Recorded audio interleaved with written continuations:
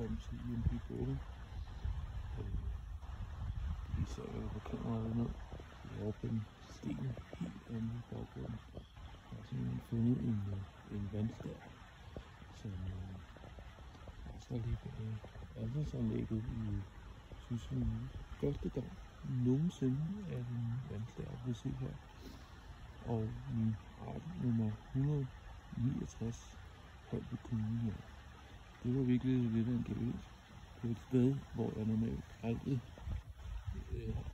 har set en vandstær før.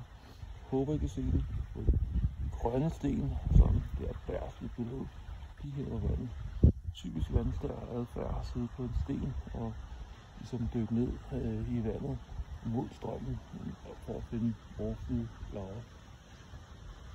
God dag. En opfølgning til live-videoen. Jeg var så heldig at gå lidt videre i terrænet og fandt så art nummer 170 for Holbæk Kommune i 2025. 2 taiga sædgås. Lige sådan en lille ting til vandstæren.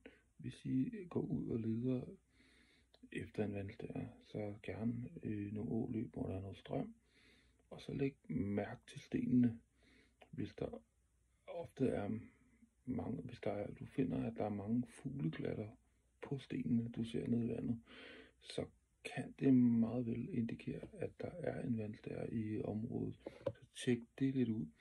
Jeg har det også med, sådan, når jeg har lidt svært ved at finde en vandstær, og kigge lidt på stenene for at se, om de sådan er overskidte. Og hvis ikke de er det, så kunne det meget vel tyde på, at der ikke er en vandstær i det område, sådan i det tidsrum, hvor jeg leder efter den.